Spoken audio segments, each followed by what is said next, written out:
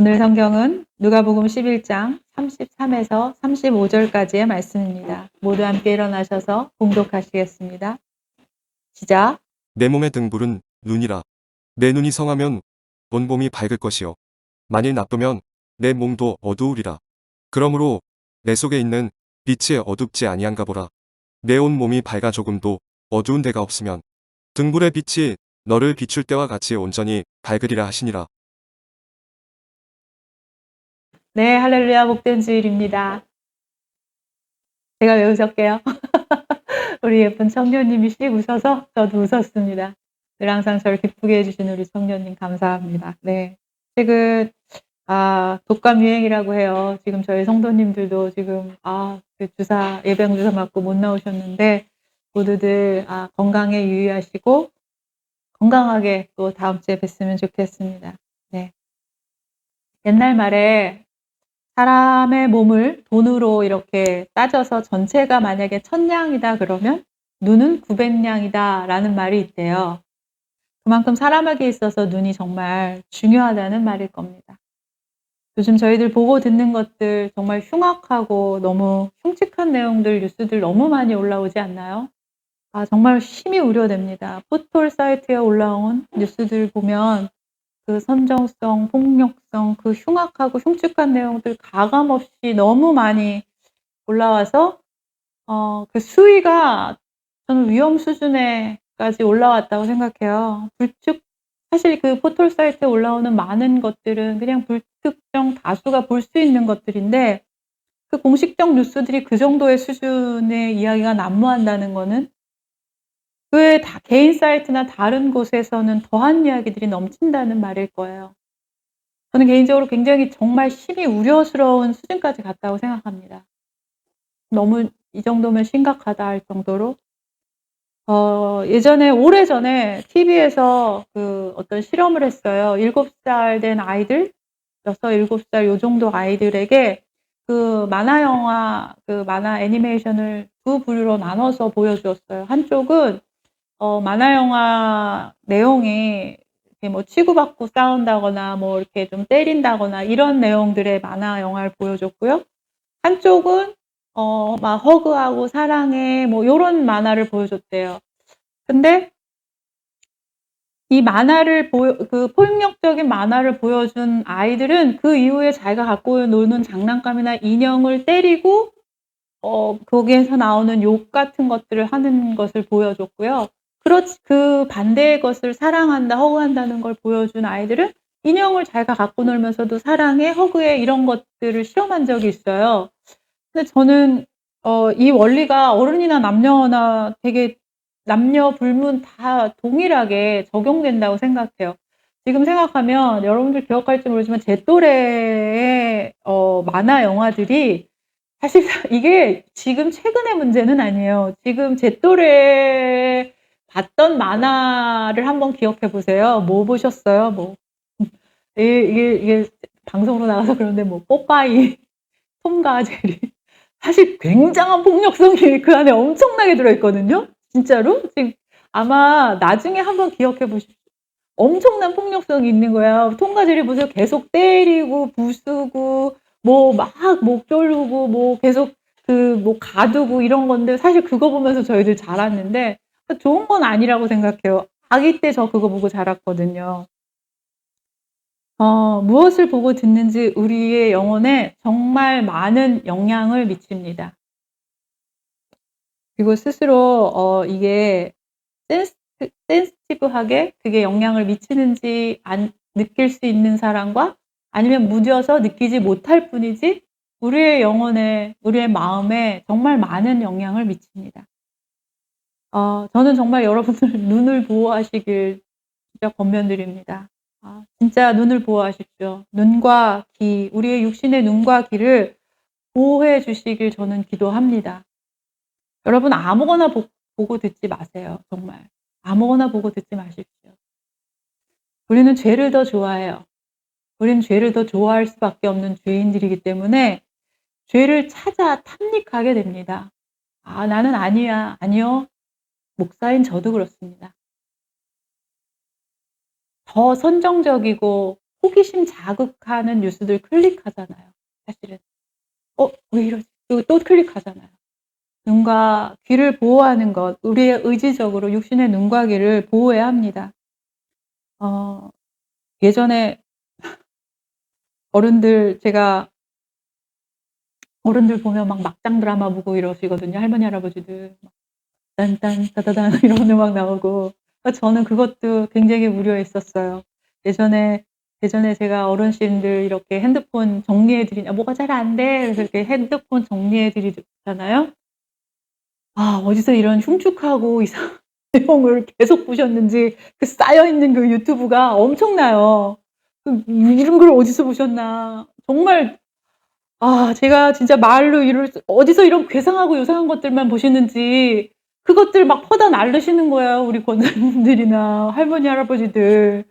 뭐 며느리랑 시어머니가 어땠네, 복수했네, 혼외 자식이 어땠네, 그래서 재산 싸움을 아들이랑 이런 흉측한 내용들만 막 이만큼씩 쌓여 있어요. 그거 보시면서 "아이고 쟤." 이러면서 막 "그랬대나 저랬대나." 이런 거 맨날 보시거든요. 막장 드라마도 다 그런 내용이잖아요.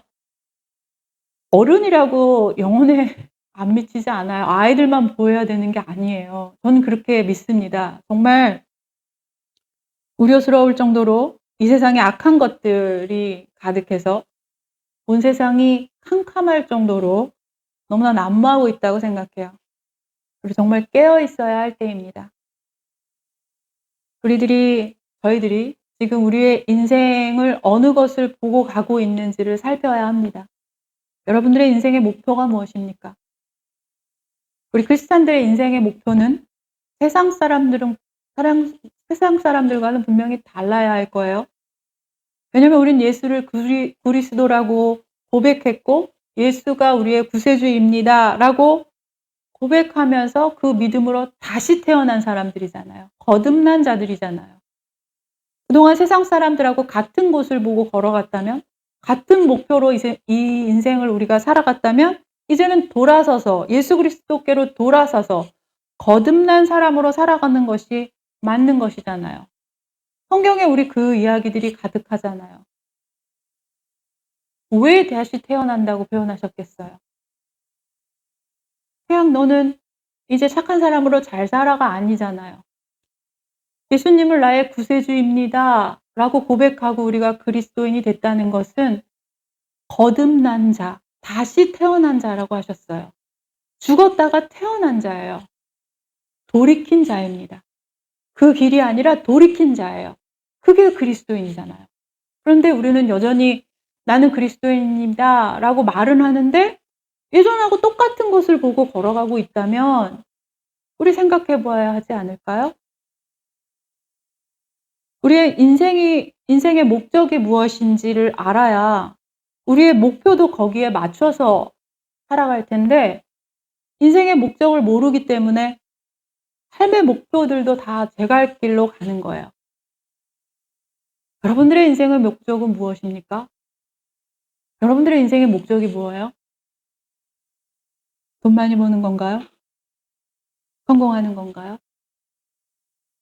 좋은 아빠 되는 거? 여러분들의 인생의 목적이 무엇입니까? 하나님께서 우리를 이름 불러주시고 우리에게 자녀가 되었다고 하시고 우리가 이제 이렇게 살아라 라고 원하시는 것이 있을 거 아니에요. 오늘 보면 누가복음 11장은 가장 먼저 하신 예수님이 그 누가복음 11장의 시작에 가장 먼저 하신 일은 예수님 우리에게 어떻게 기도해야 되는지를 가르쳐주고 계십니다. 누가복음 11장 2절 함께 읽겠습니다. 시작. 예수께서 이르시되 너희는 기도할 때에 이렇게 하라. 아버지여 이름이 거룩히 여김을 받으시오며 나라가 임하시오며. 예수께서 이르시되 너희는 기도할 때 이렇게 기도하라.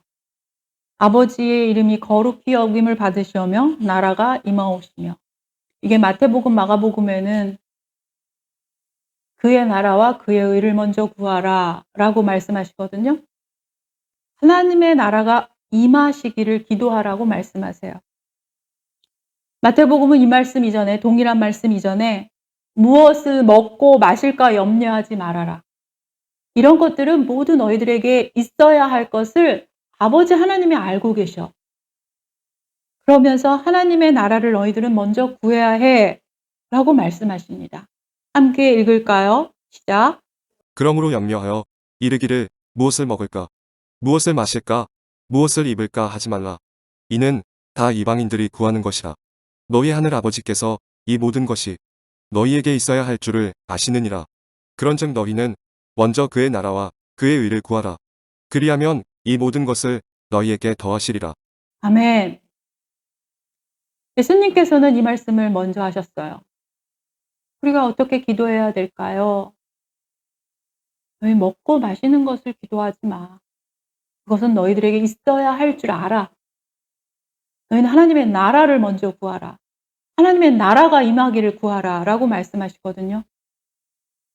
하나님의 나라, 이 천국이라는 개념은 성경에서 가장 중요한 핵심 사상이에요. 예수님께서 이 땅에 오셔서 가르치고 선포하신 복음의 선포 그 핵심이 바로 이 하나님의 나라예요.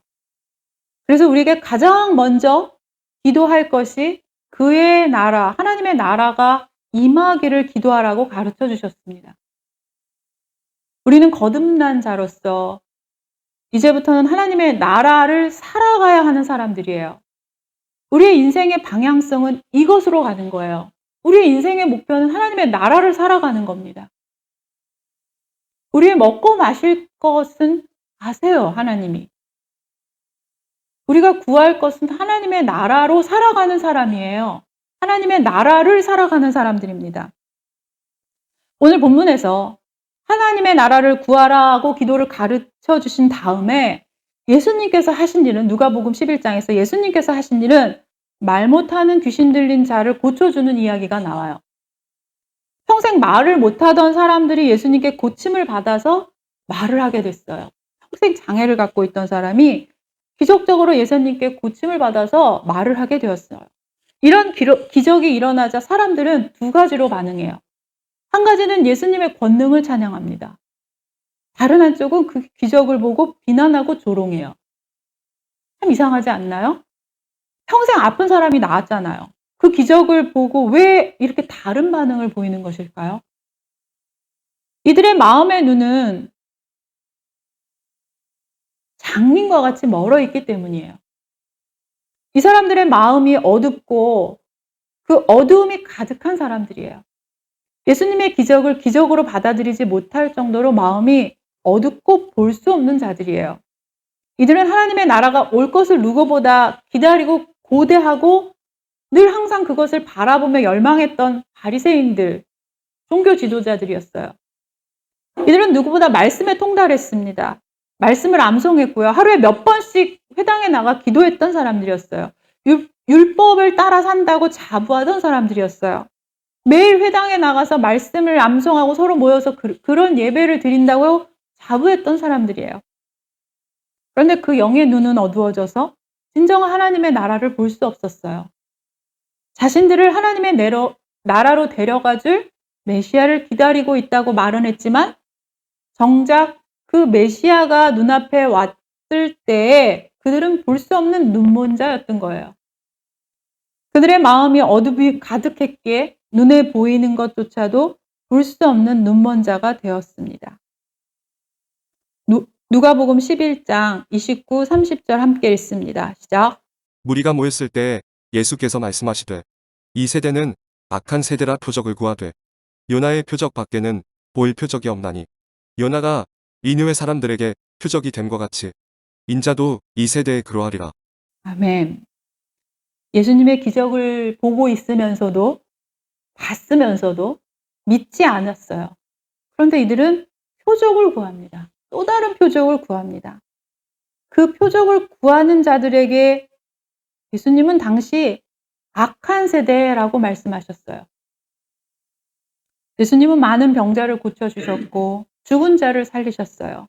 근데 그것을 보고도 볼 수 없었던 이들의 어두운 마음을 가진 자들이 예수님께 구했던 표적은 도대체 무엇이었을까요? 예수님께서는 표적을 구하고 있는 이 악한 사람들에게 보여줄 것은 요나의 표적밖에 없다라고 말씀하세요.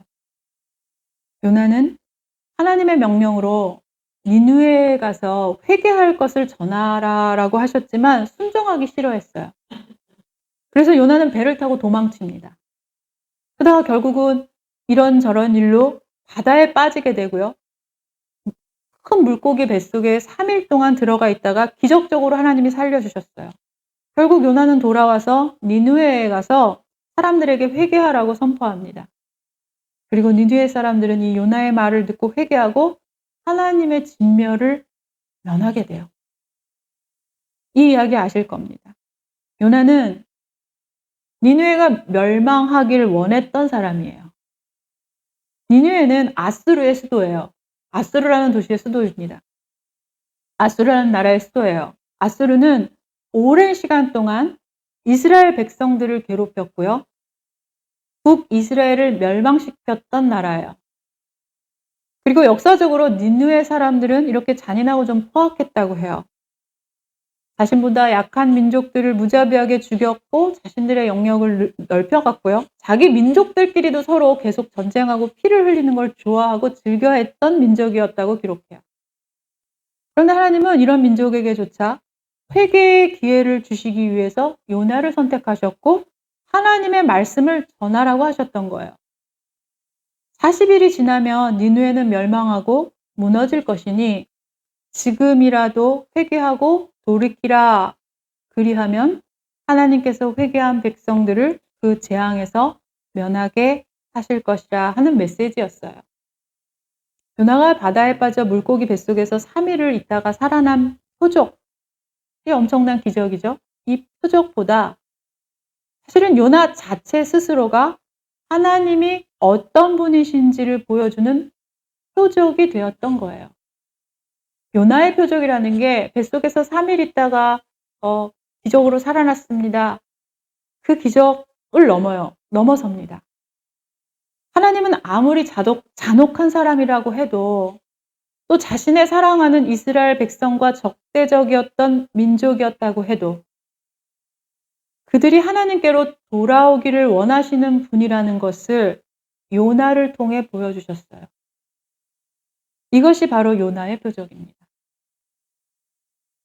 예수님은 공생의 기간 많은 병자들을 살리시고 귀신을 내어 쫓고 죽은 자를 살리신 그 많은 기적과 표적을 보여주셨지만 이 사건들이 예수님의 표적이 아니에요. 예수님 자신이 표적이셨습니다.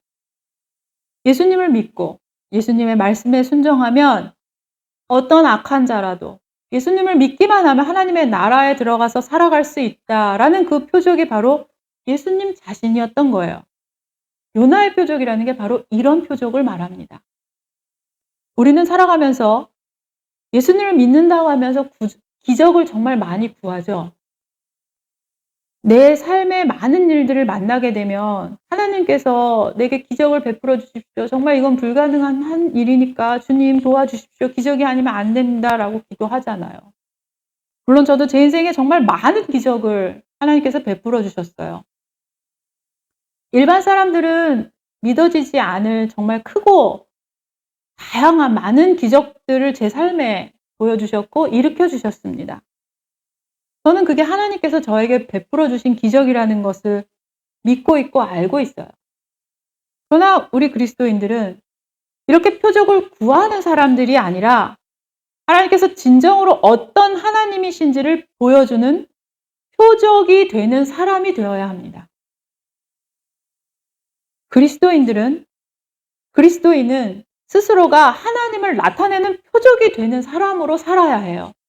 우리는 요나의 표적과 동일하게 우리가 표적을 구하는 게 아니라 우리가 표적이 되는 사람으로 살아가야 해요. 이것이 우리여야 합니다. 내 욕심을 위해서 표적을 구하고요. 내 욕망을 채우기 위해서 하나님께 기적을 보여달라고 하거나 그런 표적을 구하는 사람들은 하나님을 자신의 종으로 만들려는 거예요. 소원을 들어주는 진의를 구하는 것, 진의를 찾는 것과 같아요. 하나님 이거 구합니다. 이거 해주십시오. 사실 자신의 욕망이 더 많지 않나요? 자신의 욕심이 더 많지 않나요? 진의를 구하는 거잖아요. 표적을 구하는 자가 아니라 우리는 하나님을 보여주고 나타내는 표적이 되는 사람이 되어야 합니다. 우리가 진리신 예수님을 알고 그분의 말씀을 따라 살아간다는 것이야말로 우리가 하나님이 어떤 분이신지를 나타내는 표적이 되는 사람으로 살아가는 것입니다. 진리를 보는 것은 우리의 눈으로 보는 거예요. 우리의 영육의 마음, 육신과 마음의 눈으로 진리를 볼 수 있어야 합니다. 눈은 진리를 바라보는 시선을 의미합니다. 바리새인들과 이 종교 지도자였던 서기관들은 평생 말씀을 연구하고 암송하는 사람들이었어요. 그러나 진리신 예수님을 보았지만 보지 못했습니다. 우리가 진리 되신 예수님을 바라보지 못한다면 우리의 삶은 어둠 속에 있는 거예요, 여전히. 우리는 여전히 어둠 속에서 살아가고 있는 겁니다. 우리가 진리 되신 예수님을 보지 못하는 사람들이 이 세상에 많다는 것은 이 세상이 온통 캄캄한 어둠과 같다는 의미입니다. 정말 악한 세상 같죠? 정말 어둠이 가득한 세상 같아요. 예수님을 알지 못하는 자들이 너무 많고 우리가 예수님을 그리스도라고 부르는 사람들조차도 진짜 진리 되신 예수님을 바라보고 있는가? 볼 수 있는가? 라고 저는 생각해 봅니다. 온 세상이 캄캄한 어둠에 뒤덮인 것 같다는 생각을 종종 합니다.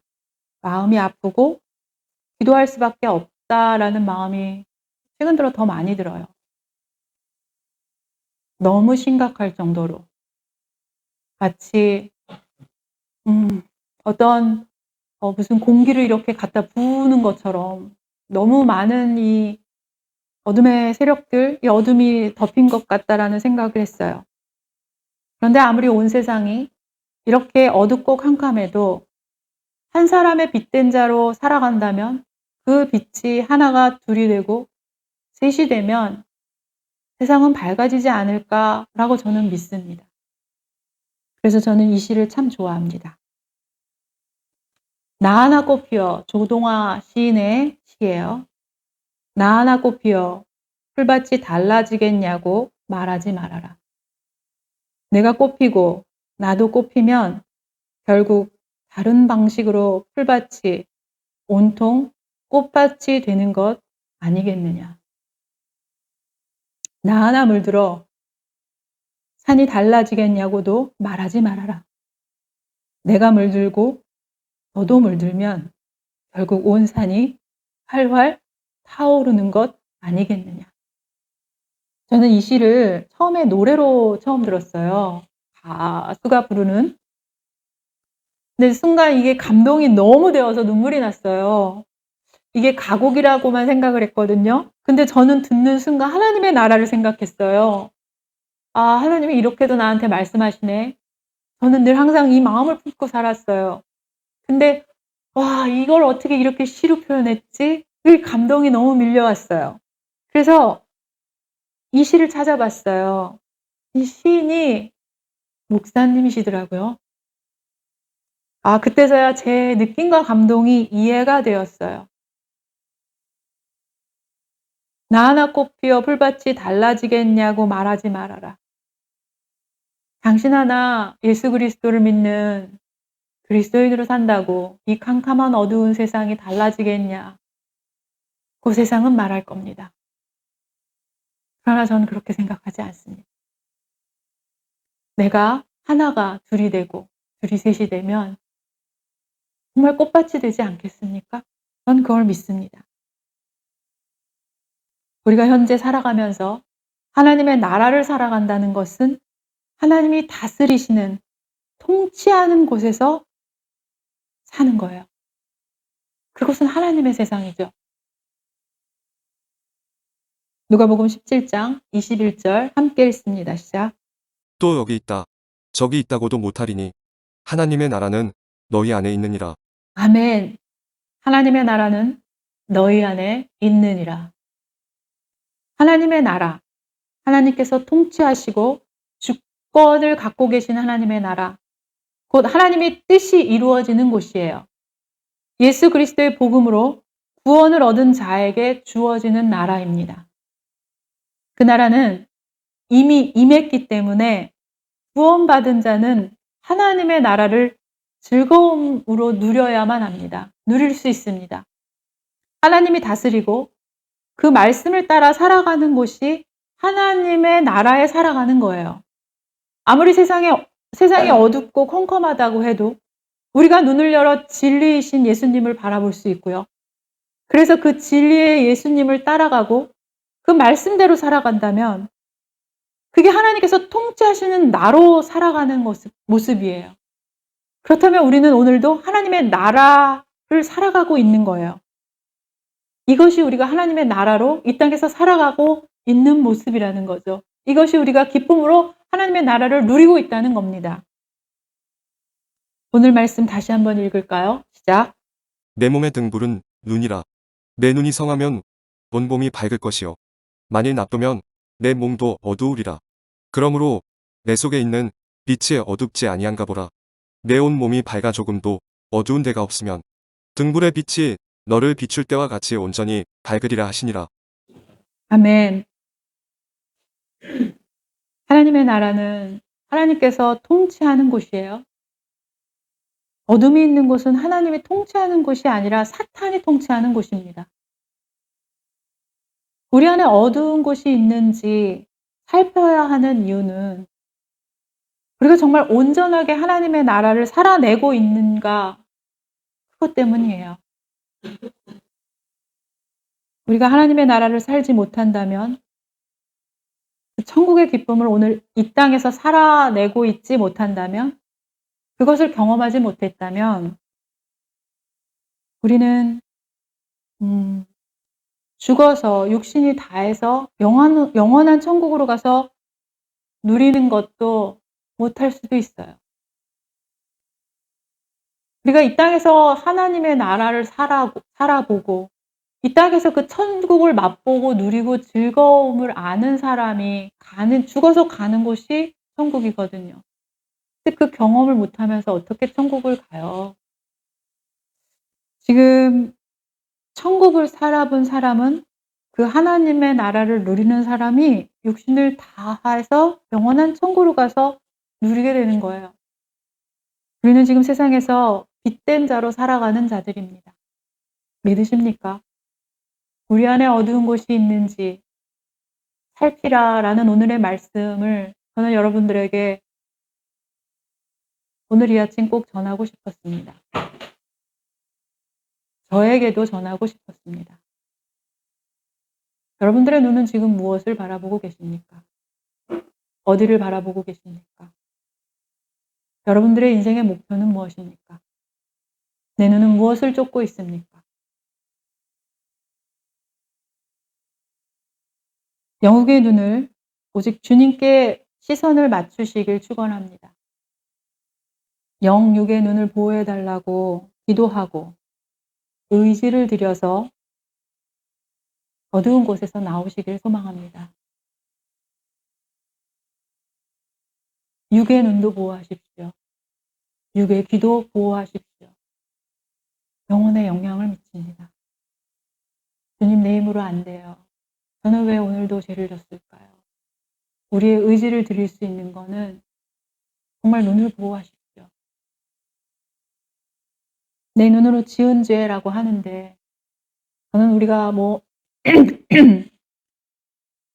그런 말씀 많이 하시죠. 지나가는 예쁜 여자를 바라보는 것만으로 눈으로 죄를 지었다라고 하는데 너무 많은 죄악된 것들에 우리가 노출되어 있어요. 내 의지와 상관없이 너무 많은 것들을 보게 되죠. 저는 여러분들에게 하는 말씀이지만 사실 저에게도 하는 말입니다. 너무 불특정 다수의 온갖 것들로 내 눈과 귀가 오염되어 가고 있구나라는 것을 느끼면서 저는 위험하다라는 생각을 많이 했어요. 주님께 의지를 드리시고 기도하십시오. 권면합니다. 우리는 오늘 이 땅에서 빛된 자로 살아가며 하나님의 나라를 살아내는 자들입니다. 그래서 우리는 이 땅에서 표적을 구하는 자가 아니라 표적으로 살아내는 자들로 빛된 자로 살아가야 합니다. 그것이 우리여야 합니다. 하나의 빛이 모여 또 다른 하나의 빛이 모여 여기 모인 우리 저희들이 세상에 빛이 되기를 축복합니다. 기도하시겠습니다. 주님 말씀을 받습니다. 저희의 몸의 등불은 눈이라고 하셨습니다. 저희들의 눈을 들어 주님을 바라봅니다. 저희들의 눈을 밝히시어 진리이신 예수님을 보게 하여 주시옵소서. 우리 안에 어떤 어두움이 있는지 살펴서 어떤 것도 빛 대신 주님이 계신 내 안에 있지 못하게 하여 주시옵소서. 주여 우리를 빛으로 다스려 주시옵소서. 주님이 통치하시는 하나님의 나라를 살아내는 우리가 되기를 원합니다. 오늘도 내가 하나님의 나라로 살아가게 하시고 그래서 하나님이 어떤 분이신지 세상에 보여주는 표적이 되는 사람으로 살아가게 하시옵소서. 저희를 온전히 빛으로 비추시고 다스려 주실 주님을 찬양합니다. 우리의 작은 빛이지만 그 빛 하나하나가 모였을 때 정말 어둠의 캄캄한 이 땅 가운데 저희는 빛된 자로 그 빛이 점점 빛으로 변화되는 이 세상이 되도록 그렇게 우리들이 살아가게 될 것입니다. 빛 되시고 생명 되시는 예수 그리스도의 이름으로 기도합니다. 기도함으로 마치고 기도하겠습니다. 우리 구주 예수 그리스도의 은혜와 하나님의 사랑과 성령의 교통하심이 성도들의 머리 위에 이제로부터 영원토록 함께할지어다.